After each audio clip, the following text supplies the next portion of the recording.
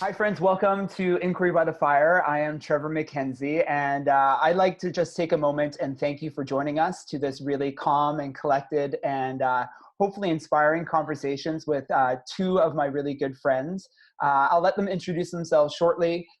Here, I met Kath and Kimberly both in Luxembourg at an event there. We were invited to the International School of Luxembourg to support teachers in inquiry from all over Europe, to be honest. And probably the highlight for all three of us, if I may say so, was towards the second day of our time there, we shared a really intimate kind of edge of the stage where we sat and fielded questions from the audience and just shared the microphone and shared our ideas.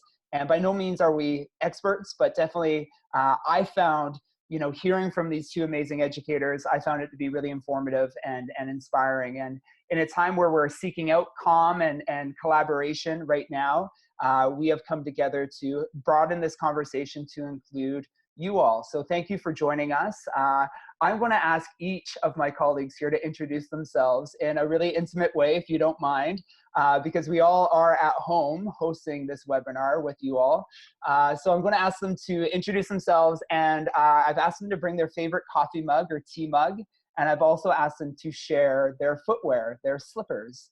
So why don't I throw it over to, I don't know, let's go to Kath first. Kath, could you say hello? Hi. So I'm Kath, and what a pleasure it always is to chat with fellow inquiry educators. I think the most important part of this introduction is, in fact, my slippers. And it's first thing in the morning. Well, not quite first thing, but it's the morning here. So I feel justified in wearing my slippers. Hang on one second. Okay. So they're actually Ugg boots. So this is my little Australian moment here. They're my very comfortable Ugg boots. For those of you that know me, you'll know it may be the first time you've ever seen me out of heels. It's taking some adjusting.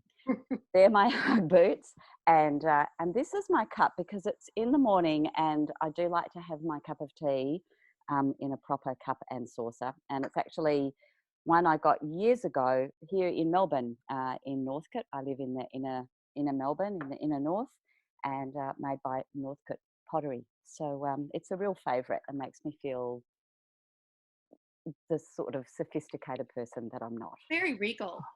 It is somewhat, isn't it? It's beautiful. I love the color. Well, I have been called the Queen of Inquiry, Kimberly, so I think that is quite appropriate. Kimberly, please take it away.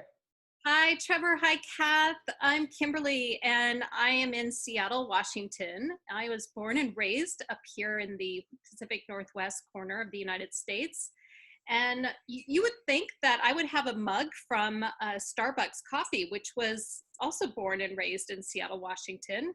But if you can believe it, I don't have any Starbucks mugs around. So instead, I bring you a mug that I purchased in Athens, Greece when I worked there. And this is from the 2004 Greek Olympics. Oh, wow. And it's one of the few mugs that has not been broken or chipped over the years. And I am an all-day coffee drinker, like many of us in the Pacific Northwest. My footwear, I love your Ugg boots, Kath. Mine, I don't actually wear slippers. I usually wear flip-flops, which is a little funny in the Pacific Northwest where it rains a lot, but that is my indoor footwear. I go right to my flip-flops. Aspirational footwear. What about you, Trevor? So it is, late afternoon here. It's 3 p.m. In Victoria, British Columbia, Canada, just north from Seattle and Kimberly. And so I'll share with you one of my favorite mugs. This is a ceramic mug. I'm a really big coffee guy. Like you, Kimberly, I could drink coffee all day long if I was allowed to. And this is one of my favorite ones. I got this at a coffee shop, Fools and Horses in Winnipeg, in one of my trips supporting schools in Winnipeg. This is a memento. Oftentimes in my travels, I come back with two things. I either come back with a coffee mug, or I come back with pens for my children from the hotels and schools that I visit. So little known fact, the gifts that I come home with. And then these are my slippers, and they look so old and used, but that's the point of slippers, isn't it? Is they see a lot of use. So these are my slippers, very cozy, very well loved. Oh, they're kind of dad's slippers. They are dad slippers. Totally dad slippers. And that being said, my children do often wear my slippers. So if I can't find them, I know they're probably on my feet. So yeah, thank you for introducing yourselves both. And Kimberly, why don't you share a little bit of our format for our time today and how we're going to share our fire with this audience? Yes. Okay, you two. The three of us are going to engage in a friendly conversation. And for those of you listening in, none of us pretend to have the answers to the questions of how do we handle inquiry online. But we're going to interrogate this together, and we're going to ask more questions in the spirit of inquiry, and we're going to have a conversation. So it's in that spirit that we invite you into our homes to wonder along with us. And while we're talking, we hope that you stay engaged by using, we have a hashtag for this event, hashtag inquiry by the fire. So however you would like to join, by Twitter, by Instagram, LinkedIn, share with us your thoughts as we talk. Share with us your questions. Give us advice and others advice. We are all in this together, so we're really looking forward to discussing some of the questions that came up. So what we did is we assembled a lot of your questions and comments over the last week, and we put them into 6 broad categories of questions. So we're just going to jump right in to the first one. Are you ready? Absolutely. Yeah. Okay. Well said. It's sort of the biggie. It's the one category that fielded the most questions and inquiries, and that is, how do we teach inquiry online? And you know, that's sort of the very umbrella version of it. People were much more articulate than I just was about that question. But one person even, and this is a leading question that I actually like quite a lot, how do we use this as an opportunity to promote experiential learning outside the classroom and not just completing stuff, not just ticking off boxes? Okay. So, shall I go first? Please, yeah. Yeah. I do feel like the Brady Bunch. I kind of want to look at you, Trevor. Kimberly. So I guess one of the things I would want to say first up, and this is totally in the spirit of the fireside conversation, so we might even have moments where we're kind of checking in with each other a little about what we're saying and asking questions of each other. So Kimberly, you used the phrase online, and I guess for a lot of the schools that I'm working with, not all kids are online, and we're trying to move away from that term and rather use terms like learning at home or remote learning, so that we include the families that aren't going to be able to use a device or even have internet. That being said, of course, a lot of it is online, but I guess I'm thinking of it more in terms of remote learning, and that question about what does this look like when we're in that kind of remote, when we don't have the kids, you know, in front of us in the classroom every day. What does inquiry look like?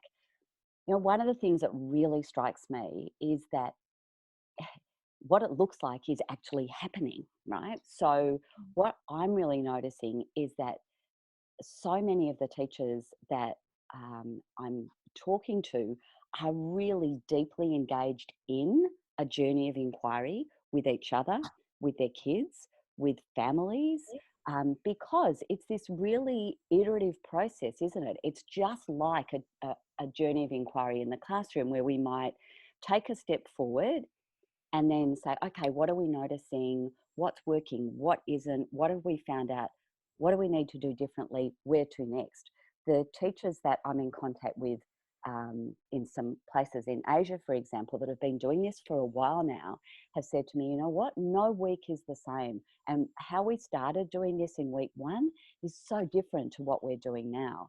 So I would say that one of the answers to that question is treat this whole thing like at a meta level, treat it like an inquiry, and be honest about that with your families and your kids too, so that you're saying, you know what, we're kind of building the plane while we're flying it here. Just as in the classroom, we don't map out, in a true inquiry, you do not map out every single step of the way from beginning to end of inquiry. If you did, it's not an inquiry, right? you have to be prepared to keep changing course, to pause, sort out, figure out where to next, and new questions keep popping up as you go. So I would say the inquiry is actually happening in this process. I love that, Kath. You know, one word I heard you say was noticing. And, you know, I'd encourage teachers to help parents notice what's happening with their children at home. And as a parent of two, you know, inquisitive sons here, I have a 7-year-old and a 10-year-old, just in observing them through this first few weeks of, you know, being away from their pals and their teachers from school, there have been a number of things that I've noticed that have, you know, captured their interest, and I'm seeing learning happening. You know, I'm seeing literacy and I'm seeing numeracy, and I think we really do need to wear our noticing hats. And I think that comes easier for me as an inquiry teacher and practitioner. You know, when I'm a parent at home, I tend to pick those things up, I think a little sooner than I used to before I had children. And so I think teachers around the world, I encourage you to ask parents, you know, what are you noticing? Where are their interests taking them? Where are their curiosities taking them? And then how can we together build upon that so that we capture that learning at home that's already happening? I think, Kath, another thing that you mentioned is around equity, right? You know, which families have access to technology, and to have that conduit to the teacher at school, at home now. And I think equity goes beyond merely technology, right? Equity goes into books on shelves at home. It goes to, you know, do you have access to outside as I look into my backyard? And do you have access to, you know, green space or trails, or what is your access point to the world around you? And can you get there? And never before, you know, not just because we are looking at remote learning, but also through a global pandemic, never before has equity in learning been so front and center. So I really encourage teachers to ask broad questions. Again, it comes back to noticings and questions, doesn't it? Ask broad questions so we can get to know what it's like at home, and what is it like for the learners at home and for the families, the parents at home. How many kids are at home, and what are the stresses and uncertainties of all being in the same place at the same time? Because we want to make sure that first and foremost, our families are taken care of and that they are ready for learning. In fact, you know, kind of transcending all of this is, how are our kids doing? How are these families doing? And through all of those questions that we're going to ask, I think we're going to get to a much finer space or direction to maximize learning at home, if you will. I love how you redefine online learning, Kath. That's a serious equity issue. It's learning at home. And I've learned so much from you over the years about seizing the moment. So the world has handed us a curriculum. There's a global pandemic happening. And if we don't ask questions alongside our own children and our students, we're missing a huge opportunity to embrace this very unique moment in human history. I'm also thinking a lot about myself as an inquirer. Like my own children and my students, I teach undergraduates right now, they're watching me. And I could come across as sort of, I mean, there's a point where you do want to provide enough structure and security and it's going to be okay. And on the other hand, I want them to see me really questioning and wrestling and struggling with this. So it's an opportunity. And I wonder if you two, like, how are you struggling, I guess? Because I am. I'll be honest. I'm really struggling with a lot of the tech. I'm having to rethink my curriculum. I'm having to be really flexible with my assessments. I'm just wondering how you're dealing with being an inquirer right now. Go ahead, Kath. You go. No, are you sure? After you. Well, thank you. Well, I think part of what we've done here in our inquiry by the fire is we're collaborating and we're learning together. And I've really been reliant on both of you, as I'm sure you'd agree. You've relied on me for certain components of this collaboration, and I think definitely I'm facing some challenges that I haven't had to grapple with before. And I want to model that. You know, we all know Guy Claxton. We heard Guy speak in Luxembourg. He's a fantastic educator. And Guy often says, if you want it, coach it. And I think we are modeling the grappling and the struggle in this new learning landscape right now. And I'm really kind of embracing that challenge. I truly am. And I want my students to see that. I want them to see me as someone who's also having challenges, anxieties, but this is an opportunity. And and I'm diving headfirst into this opportunity with them. And I want them to know that I'm there for them, right? I want them to know that their uncertainties and the challenges they face, I'm going to help them grapple with them, just as I'm working with you all here in this intimate conversation. So I think leaning on people, leaning on your professional kind of, go-tos, if you will, has really been important for me, as we're seeing here. And I'd encourage teachers around the world to find those friends, those allies in inquiry that they connect with and rely on. Yeah. Kath, what are you thinking? What, I mean, you mentioned guys' work, and I think for me personally, I'm actually super aware of the skills and the dispositions. So I call them the assets that I have as a learner, being able to manage myself, being able to collaborate, being able to communicate effectively, being able to research. Oh my goodness, I've had to do so much research over the last couple of weeks as I try and figure out a whole lot of things. And the thinking skills. So I feel like one of the things that I'm trying to do as a learner, but I would also say for teachers, what a beautiful time to really amplify for kids the importance, whether you're talking about these things as the ATL, say in the PYP, or the general capabilities in the Australian curriculum, or the learning assets, or Guy Claxton's learning powers, or James Nottingham's learning pit, or the habits of mind, whatever language you use to describe what it means to actually be a learner, now's the time to name those up front, because without those assets, without that skill set, we're going to struggle. And I think we both need them, but I also think we're going to strengthen them. I'm going to use Guy's metaphor again, that this is a great opportunity to build our learning muscles, right? I'm certainly noticing it, and I need to notice and name it as I'm engaging both with teachers and learners. I'm enjoying doing a little bit of coaching kids at the moment with their personal inquiries as part of my offering, and I'm really trying to notice and name what they're doing too. So I think that helps. And just, what everybody in the world is saying right now, attend to your well-being, take some time out, get away from your screen. Don't put too much pressure on yourself to try and make it all happen and get it all right in that first week or 2 or 3. Except there's going to be a lot of mistakes, but that's how we learn. Yeah.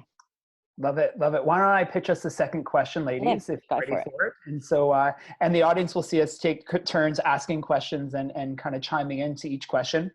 And again, this was a nice big idea, a broad idea that came through, the curation of questions from all of you. So thank you so much for those questions. This one has to do with, what do you do, or how can we do this when there isn't an equity of tech, or there isn't reliable tech? Maybe there isn't a lot of tech at home and families are scrambling for the single device that they do have. And maybe families are concerned with screen time. And then more specifically, what do we do with our littlest learners? What do we do with our pre-readers in a time of remote learning? And what could this look like for them and those families? Kimberly, go. Yeah, huge challenges. I think the question we need to be asking ourselves is not how to do everything, with technology necessarily, but what can we do, especially for our most vulnerable learners right now, and how can we connect in other ways? I'm just struck by, I keep thinking, formal schooling is a relatively new human phenomenon, and humans have learned well before schools were invented 300 years ago, and learning is everywhere and teachers are everywhere. So how do we remind ourselves of that? Someone was saying that, in the local area, businesses are stepping up to give students laptops, which is fabulous. And companies are offering broadband and Wi-Fi access, again, which is fabulous and necessary. But I keep thinking, what about just like a little care package to people's homes that includes a blank journal or a book or a jump rope or a deck of cards? And I think to my friend, I don't know if you've heard of Math for Love, Dan Finkel. His big point is, you want to help kids with reading. You read to them, right? You nuzzle by the fire and you read. For math, it's games. Play games together. That is a form of logic that you can introduce to kids. So, learn chess together, or try cribbage, or try other games. And then, I sound like such a Luddite, and I'm not. I love tech, but I think back, and I do think we need to monitor screen time, not only for kids, but for ourselves, because I find myself modeling really poor screen time habits.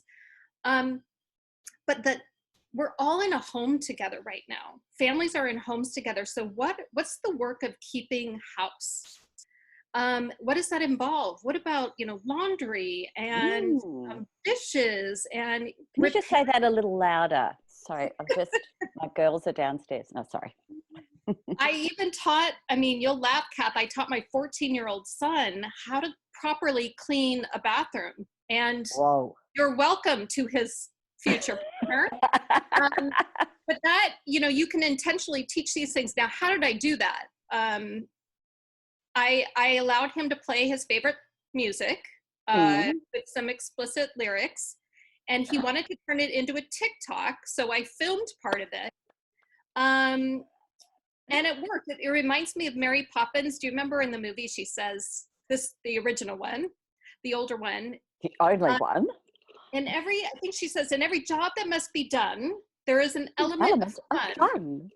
Find the fun, and the job's a game. Now, okay, that sounds easier than it is. I'm a parent too, but I just think there's an incredible opportunity here to get off our screens and do some really other unique nice work together. What do you think, Kath? Yeah, I'm totally with you there. And I think if we can engage kids, or I'm sure if parents can engage their kids in those sorts of keeping house type tasks and understand that there's so much learning just in that moment, then win-win, right? Where we don't require technology, we are connecting families, and we're getting the house clean. You don't have to answer this, but I'm intrigued. Can you teach kids how to clean a bathroom through an inquiry-based approach? Or was it more direct instruction? Anyway, you don't have to answer. I'm just going to let that one sit there. For my next child, I'll try that one. So in terms of, the equity issue and also those younger learners, there's so much that we could say here, but let's try and get really practical, or keep trying to be practical here. For me, this whole thing is about what are the principles that underpin the way that we work in inquiry in school, and how do those principles still hold up in a remote environment.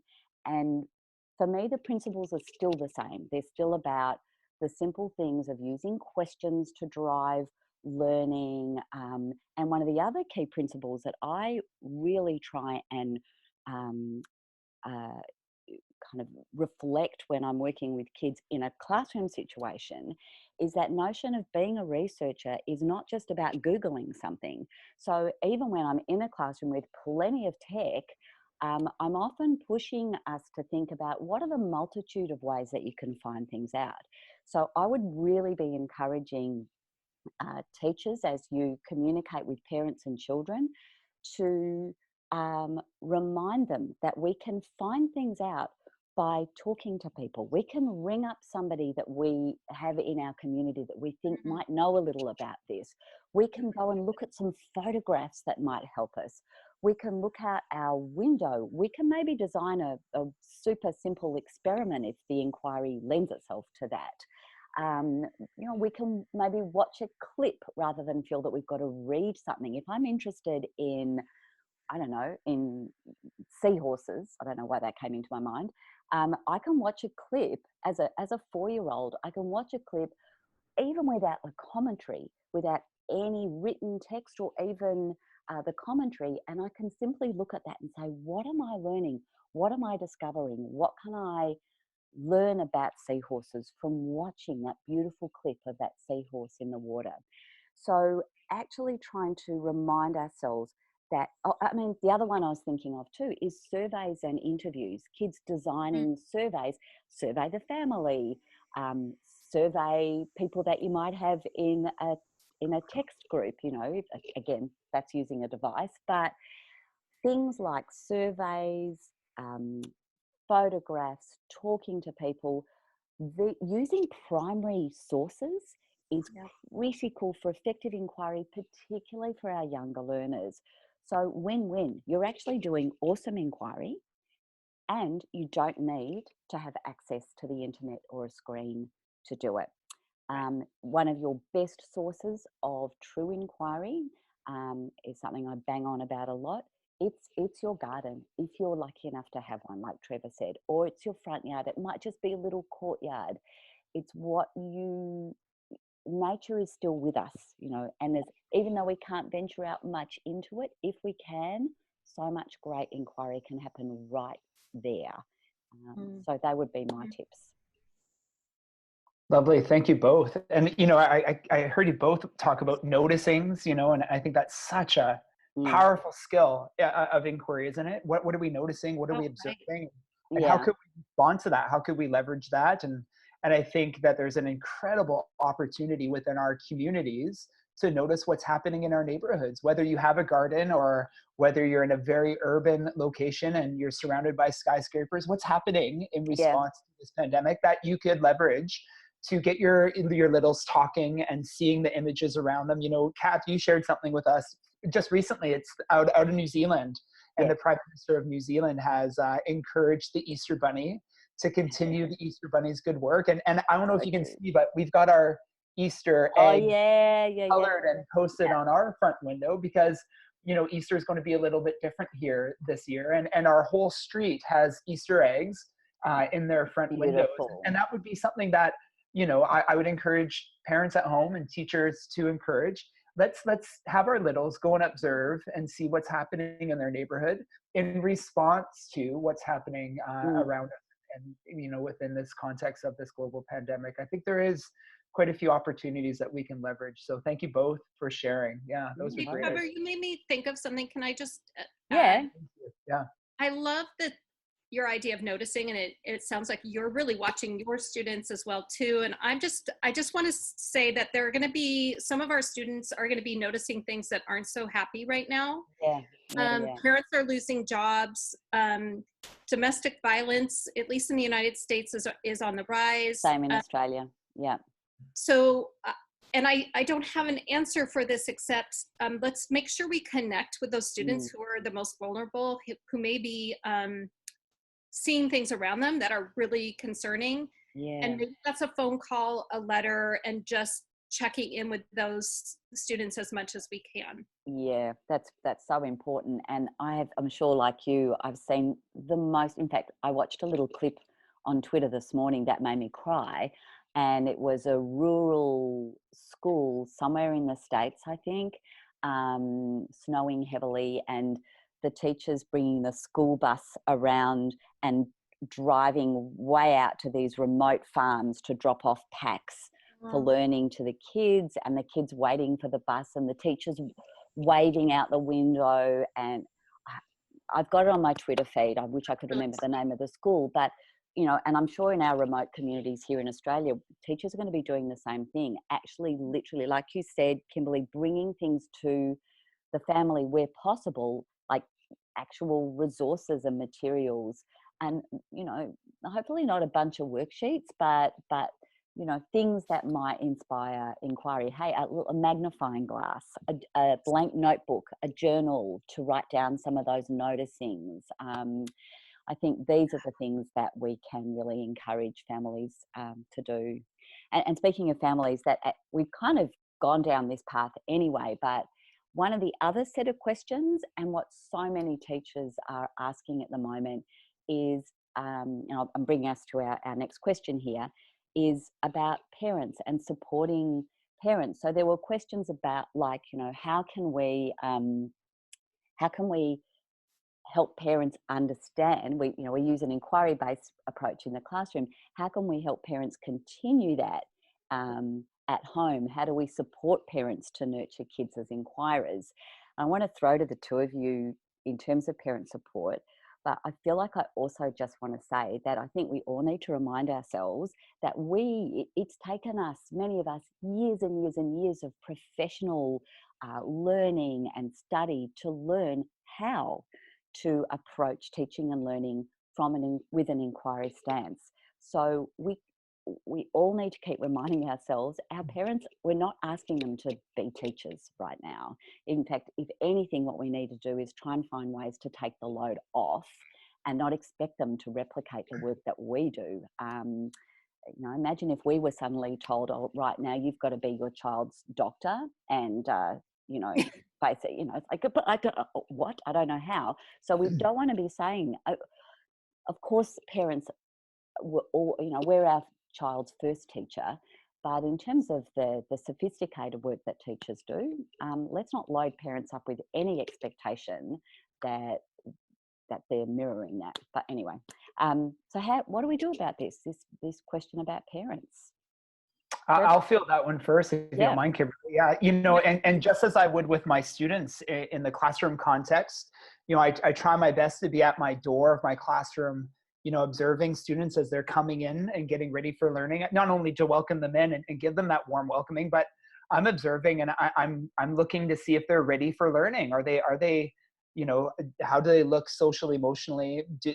Have they been fed? Are they ready to dive into our learning for that day? And I would probably start that in that same vein with parents. Are parents primed and ready for learning? I want to know more about what's happening at home and is learning on the list for that day.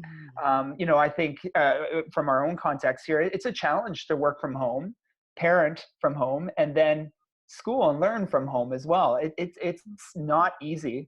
And just as you said, Kath, we're not expecting parents to do this, this tough work, because it isn't easy work. It isn't just sending home a package and asking parents to become teachers and monitor worksheets being done.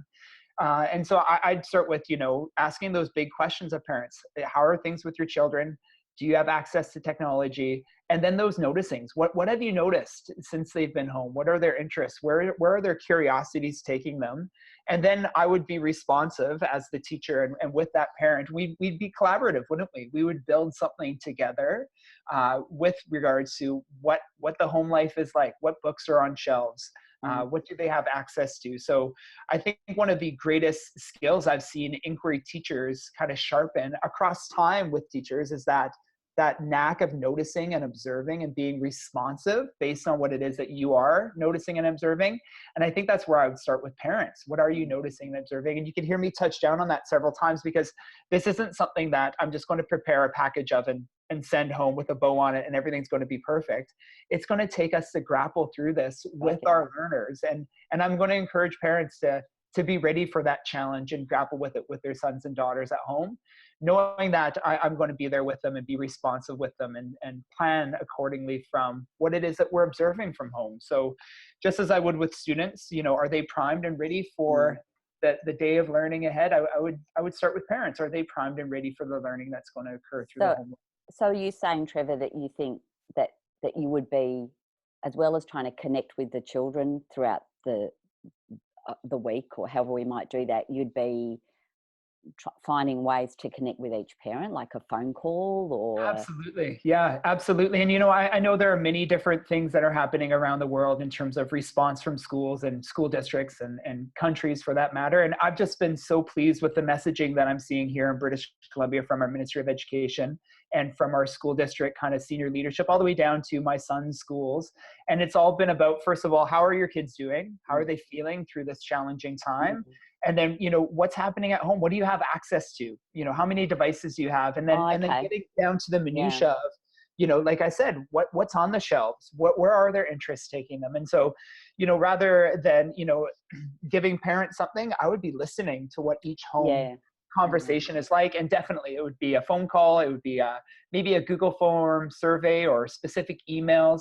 There are many ways we could do it. But before I'm sending anything out, I'm gathering information and data so I can make sure that whatever it is that we're building together is through the lens of the learner first, right? Whatever I've got to know of their sons and daughters in inquiry throughout our time together building this strong community at school, I also want to share that information with parents at home. And what have I observed of their sons and daughters that they can in turn leverage through this remote learning lens? So I think, yeah, Kath, you nailed it, right? It could be a phone call, it could be a check-in, it could be many things, but definitely starting with that conversation with parents first. Yeah.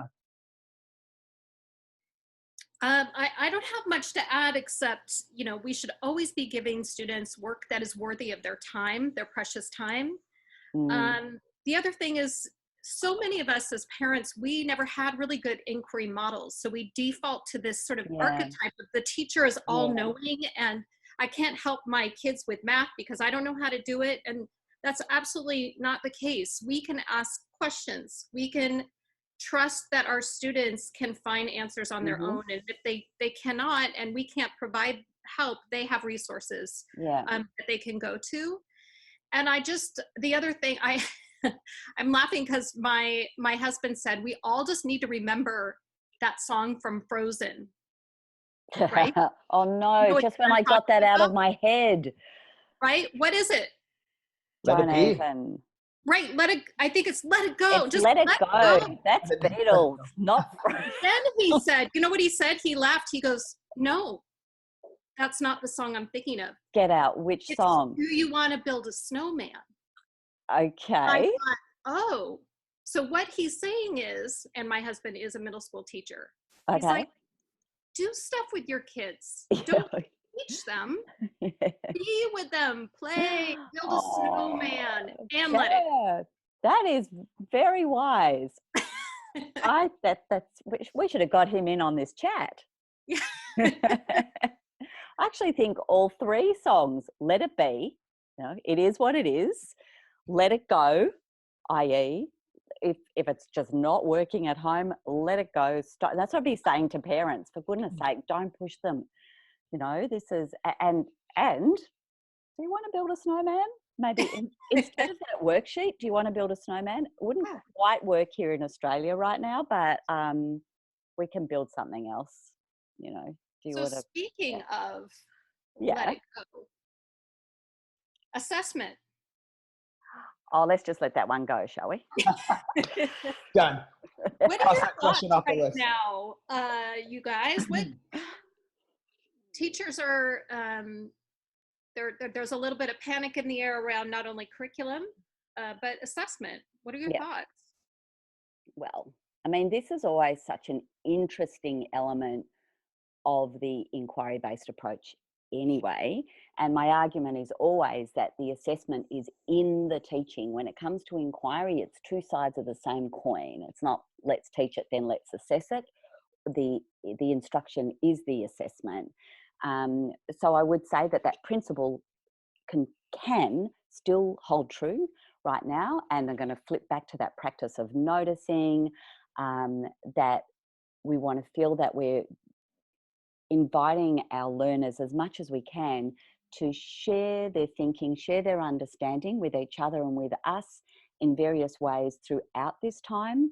And in the sharing of their thinking and understanding, we, as we always do, have an opportunity to assess. So formative assessment remains absolutely possible in this context, as long as we have some avenues to be able to hear what our children are thinking, to make that thinking visible. Some of those gorgeous thinking routines that Ron and Mark have developed over the years, those thinking routines, whether we're doing it orally or in some kind of written or drawn form, can be a lovely way to just get those insights into the sense making that kids are doing, which is part of what inquiry is all about. So I think we've still got that opportunity for that formative piece, but at a bigger picture level, I think and perhaps this is particularly true for the older students, which I defer to your expertise here, Trevor, but I'm noticing, isn't it interesting that some systems at system level have abandoned some of the system level assessment. I mean, there was a little happy dance that happened right across Australia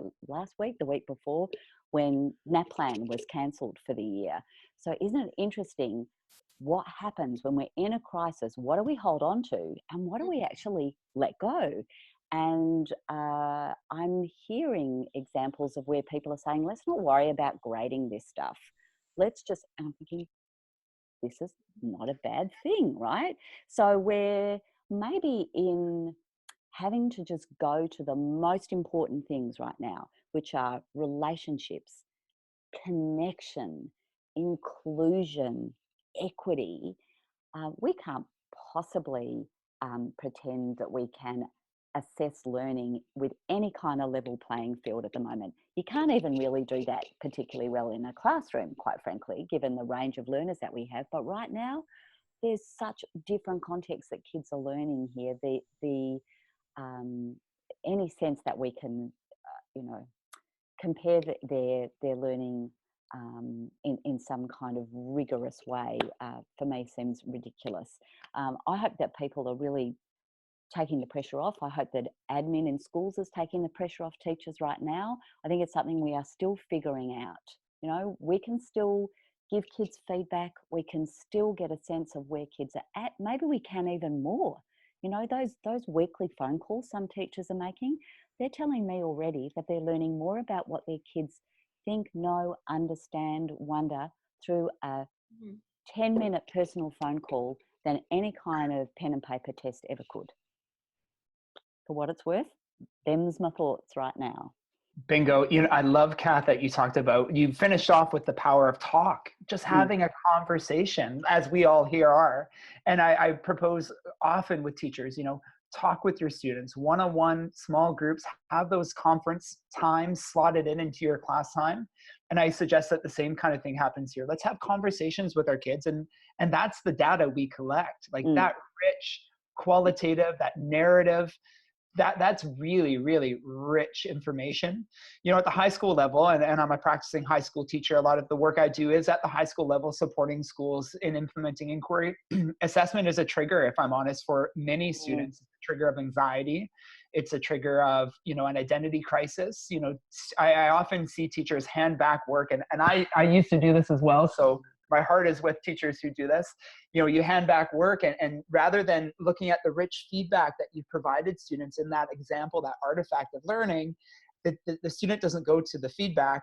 The student goes directly to the number or the letter or whatever is accompanying that feedback. And then they don't look at the feedback even after they've seen that. Yeah. They turn to their friend and they say, well, what did you get? What'd you get? Yeah. There's that nasty comparison culture that's attached to assessment, which in turn is really having a nasty effect on how our learners, see themselves as learners.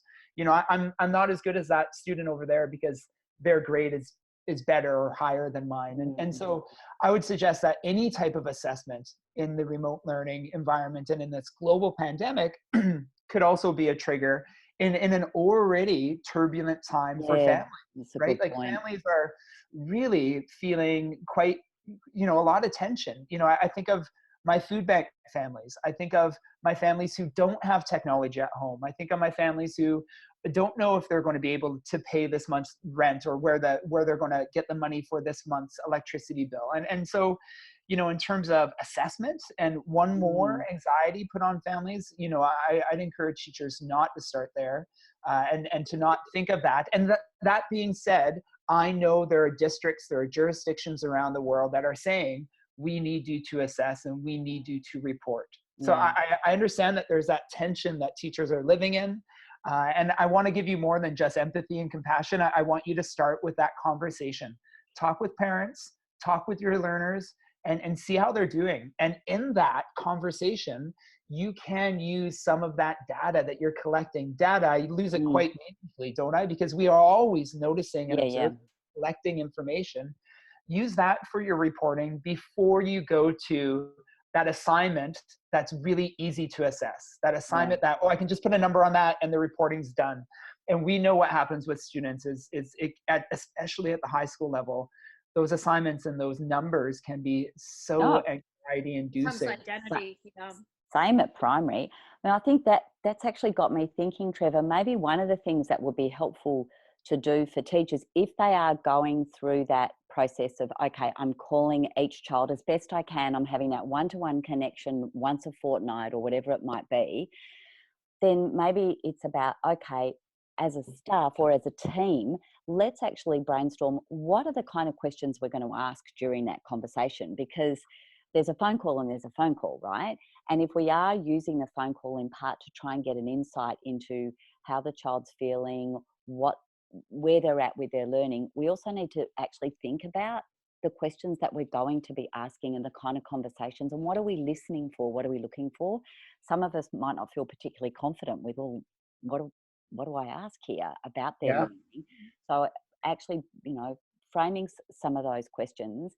And I think the other thing with this very broad notion of assessment during this time is making sure that when we can, our team, so our collaborative planning team, that in primary school is often the case. So the year 3 teachers in a school might still have their planning meeting and getting together like this and actually sharing with each other, just like we do around the planning table in school, where we bring learning to the table. Is a big part of formative assessment.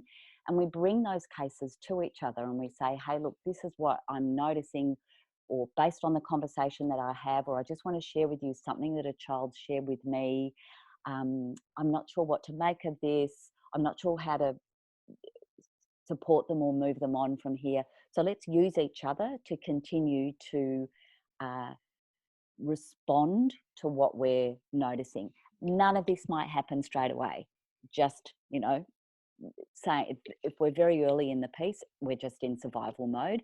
But once we get to that, a little more comfortable with this, I think having those team meetings and doing that kind of checking in with each other about what we're noticing about our students' learning, which is what true assessment is anyway, right? Assessment is only worth doing if it's going to improve the learning for our students. And if it's not, it's literally not worth doing. So maybe this will help us once again just remind ourselves of what is really important. Really quick, I'm just going to throw this challenge out there to the 3 of us and also for anyone watching and using the hashtag. I'm going to ask the 2 of you ladies, and I'll do the same thing. Why don't we share out some of those questions we would ask in that phone call? If we're phoning a parent and we're having that little conference with a student, what are those first 5 questions you're going to ask your learners? And I'm going to encourage the viewers here in our slow chat to do the same. What are a few questions that if you have reached out to your learners, what have you asked them? Yeah, if you haven't yet, what are some questions that you would ask upon hearing this conversation? Just hearing you speak, I had a couple come up right away, thinking of the questions I'm asking of my sons here at home. I think together, we what we want to do, folks, is we want to leverage the community, global inquiry community, to support one another. And that's really a piece of coming around the fire, is how can we help each other? How can we support each other? And using that hashtag through the slow chat, sharing ideas. We'll do that. The 3 of us, but we're also going to call on you to participate through this particular idea on the slow chat. Do you ladies, will you jump into that? Yeah, I was just going to say, use the hashtag if you're still with us, and I hope you are. Not only the questions you'd ask, but what would you drop off for kids if you wanted to get them to really embrace this moment and inquire? What are other ideas? Let's keep this conversation going. The assessment conversation is fascinating to me, and especially Kath, you mentioned that there's something really interesting is happening at the university level where the entrance exams are being canceled, and wow, this is going to be a really interesting time for folks. I am noticing there's lots of silver linings to these things and possible positive things that can come of this. I'm noticing myself asking my students to read each other's work and give comments. And I'm able to do this on a platform that allows them to be assigned each other's writing. So Trevor, you mentioned that students often go right to the grade and they skip the comments. And the comments is where, that's the goal. That's where the stuff is. And so I'm finding peer assessments. And then I really want to start experimenting more with self-assessment opportunities. So again, for older learners, that's a little bit easier to do, but any thoughts on how you do that with younger learners in this environment? Yeah, well, we're already, and again, this is where kids do have access to online learning. And, our youngest children can still comment on each other's learning. So if they've, made a little clip, or they're even just holding something up, if we have little small group meetings. So and I don't think we even said at the beginning of this whole conversation, the fact that the three of us more or less represent these three different education sectors. So early childhood and primary for me, secondary students for Trevor, and tertiary, although of course, Kimberly, you have a background also in a primary secondary schooling as well. But so yeah, we're all talking from those different standpoints. But I think even young learners, young learners are great at self-assessment once they know almost what, if they've helped us develop some criteria, what are we looking for, and that we construct that criteria together. So I think a lot of the really strong learner-centered agentive practices that we use in an inquiry classroom, we want to just keep asking ourselves, how can we translate that eventually to a home learning situation? Again, hasten slowly, give yourself time. We're not going to be doing all of this in one go at all, but we can certainly be thinking about this as time goes on, because I think we're in this for the long haul, right? Mm-hmm. Mm-hmm. Yeah, and I just think we're scratching at the surface, aren't we, in terms of these really rich questions that we've curated from the Inquiry by the Fire contributions that the audience has given us.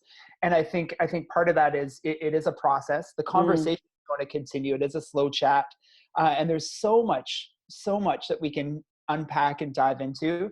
And I think we truly are just scratching at the surface. I look forward to what comes after this particular webinar in terms of that conversation and what we see happening online with our friends that are watching. Let's go to question number 5. We have 2 questions left. And question number 5 has to do with that wider audience, but more specifically for our learners. And how can we support students perhaps communicating with a wider audience, a broader audience? In my work, I often speak of connecting, making your learning public, trying to make it beyond the 4 walls of the classroom. And now we don't have the brick and mortar classroom. We have remote learning being our new landscape of education. So how can we support learners in connecting to that really authentic, broader audience while they're at home? Kimberly, over to you. Just really quickly, with my older students and my own children who are teenagers, they're doing it already. They are so connected. They have passed us by. So when I get together on Zoom with my students and say, so you guys, I'm thinking of we'll come together and find ways to connect. And they're just shaking their heads. They're like, you have no idea. We're playing Animal Crossing together. We're sharing TikToks. We have, they are just light years ahead of us. So I just kind of laugh. I think they appreciate our efforts to do that. And I think there are ways I would love for them to contribute in other ways, like sending handwritten letters or participating, comment on blogs, or create their own vlogs, or expose them to other genres.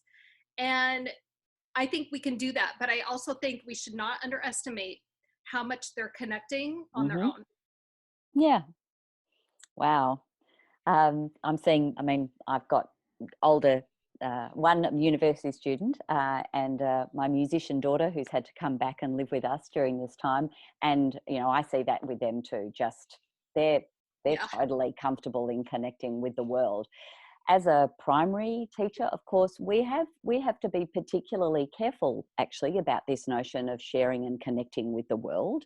Having said that, one of the principles of high quality inquiry is authenticity. So I just refer to that as keeping it real. So I want to go back to what I said before and say, if we want real world connection, then we need to keep reminding ourselves to offer kids opportunities to gather information from primary sources as much as they can, even when they're at home. Again, parents supporting their child to ring someone they know that might be an expert, or send them an email and gather information. So I think the 2 elements of the inquiry cycle that I use that lend themselves to this authentic connection are when kids are doing finding out, when they're gathering information from those real people, real objects, real materials, but also when they're, if you like, taking action, and when they're sharing. And that taking action might be really simple. It might be something, and again, in the classroom, we always ask, how might this learning make a difference to my life or to the lives of others? And I think that's a question that we can continue to carry into the remote context. So how might what I've discovered, what I've learned through this inquiry, how can I use it to make a difference to my life? Is there something that I could produce that might make a difference to the lives of others? And who might those others be? Maybe it's my family, maybe it's my little sister, maybe it's my dog, maybe it's my neighbor, maybe it's my grandma.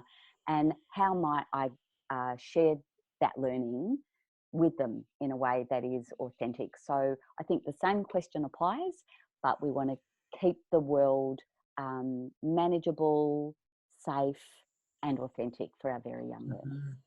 Beautiful, beautiful. And I think of my two children. We spent a considerable amount of time in our backyard gardening and weeding, getting the raspberries ready for the season, getting our vegetable garden ready for the season. And I think of, sadly, my boys can't play and communicate and connect with the kids in the neighborhood. We are all social distancing, and it's really stretching our community apart, but magically, beautifully, it's bringing us kind of together at the same time in a really weird ebb and flow. And so I think of my boys talking to our neighbors about gardening over the fence, right? And so where is their interest and where is their current community, right? And asking parents to identify that. Where is that audience? Where is that community? And what are they noticing? What are they seeing in terms of interacting with that community? So it could be looking over the fence and talking with your neighbors from distance about what it is that you're doing. It could be phoning up a grandparent, right? Or writing that letter, or crafting that email. There's so many ways that we can connect with a wider audience.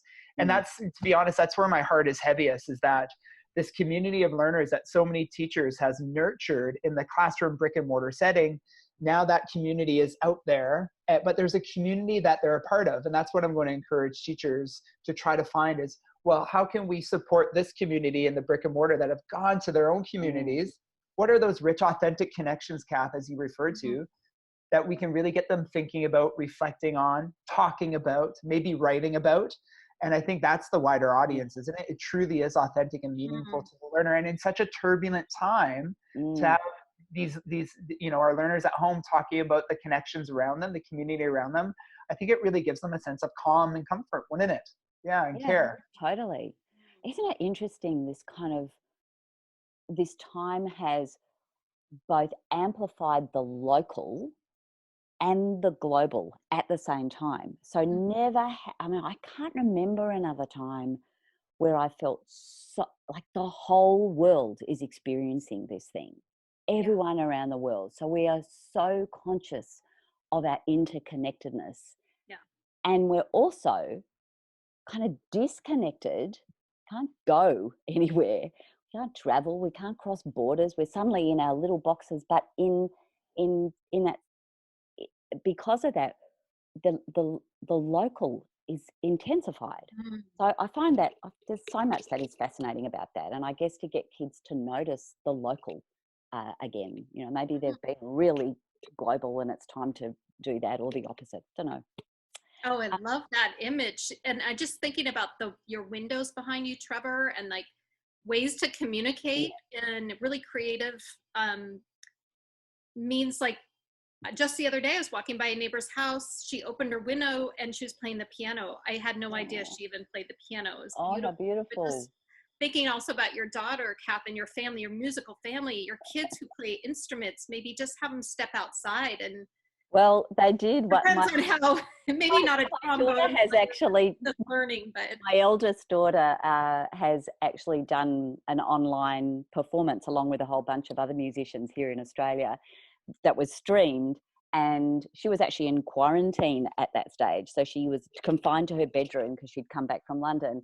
So she played in her bedroom, and her guitarist and backing vocalist played outside on our front porch, and so he was socially distancing with a mask on, and the whole street got to hear the performance too. So yeah, some really interesting things happening. And have you seen the Zoom calls where the students are all singing together? Oh, yeah. Or people are all singing together? Yeah, look, I mean, don't even get me started about A, the role of the arts, and B, the devastation to the arts community. That's for another conversation. But we need to start thinking about winding up our conversation. And now the last question that we gleaned from them, there were a bunch of questions that were kind of looking to the future, like, you know, someone asked, what are your hopes for schooling in the future as a result of this? And you know, for everyone listening and watching, and thanks for hanging in there, by the way, everyone. When we saw that question, we realized that, yeah, we had some hopes, but sitting alongside those, we had some fears as well, didn't we? So there were things like, what might the impact of this be for schooling in the long term? There's where we've got some hopes and we've got some fears, and we thought we might share those with you, again, with that inquiry lens, just before we finish up. Kimberly, do you want to get us started with that? Sure. Well, whenever I have a strong reaction to something, or resistance, which I felt a little bit these days, I try and say, what questions does this raise? When the going gets tough, get curious. So why am I feeling this way? And I think my fears are around not wanting to see everything go online. I think we've just swung a pendulum in a direction that makes me really fearful. And I think, you know, of the power of being together, personal connection, and teachers, and how important they are. And I think my fear is around the obsolescence of, or people perceiving teachers as being obsolete. On the other hand, my hope, and I guess this is called a wicked question. Like, I think teachers are so important, and yet I do find the profession to be fairly unsustainable in most places. I don't feel like it's humane to be doing what we're doing the way we're doing it in school. And my hope is that this starts a conversation for real change, that we give teachers substantially more time to plan and assess, that we rethink the way school works. I don't think it's humane for students either. I think we need lots more time for play and rest. Yes. So hopes and fears, I think that's how I would articulate how I'm feeling right now. What about you guys? You know, if I'm feeling really hopeful about something, it's that, and, you know, a little bit of, oversharing maybe is that I've always grappled with leveling the playing field in the classroom for all of our students. And I found inquiry to be the leveler, right? That the really authentic entry point for all students to find meaning in their learning. And if I were to hang my hat on something in terms of what I believe my role in the classroom is, it really truly is there. I want all of my students to find their learning to be meaningful. And a part of that kind of leveling of the playing field, so to speak, I think teachers around the world are really struggling right now in that endeavor, is how do we level the playing field in this, you know, remote learning landscape that is, by its nature, it's disparity, isn't it? You know, access to technology, you know, privilege at home. You know, I'm doing a lot of thinking around privilege right now, and how fortunate I am that I have a yard that my kids can go play in, and we have, you know, trails near our house, and we can get into the forest. Very, very fortunate to go through social distancing through such a privileged perspective, and so equity is on my mind a lot, and privilege is on my mind a lot, and I think the tools that we will really sharpen throughout this global pandemic aren't, you know, tech tools. Zoom helps, Google Classroom helps, but I think really we're talking about empathy and compassion as being our guiding tools. And I focus on empathy in my practice with my students a lot. You know, empathy is something we talk about, we read about, we write about, we question, we inquire into.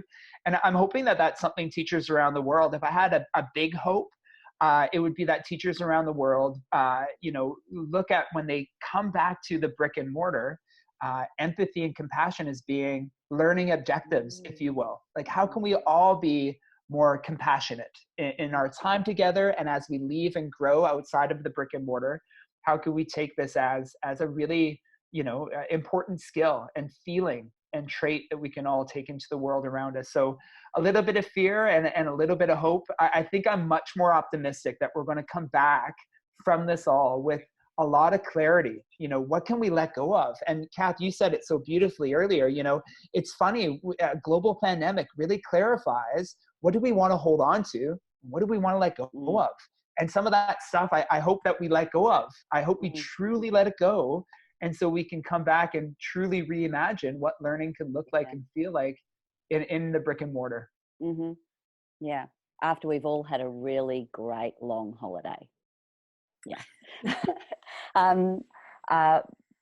Fear. Well, I've got a lot of them, I suppose, but I guess the thing that's coming to mind for me is my fear is that one of my fears is purely that teachers are just going to be exhausted, and that people will be so spent by this that they'll have, I don't know, lost their energy or something. I'm seeing teachers just go above and beyond the call of duty right now, and it's amazing and inspiring. But I also fear that, particularly because of social media, we don't want this to be a competition of who can be the most amazing teacher right now, or a competition of who can be the most amazing parent. And look what my kids have done, I'm going to post it on Facebook. And so I think I have some fear around that. Fear is maybe not the right word, but caution. I think we all need to tell ourselves it's not a race, to get it right and to be really kind to ourselves at the moment.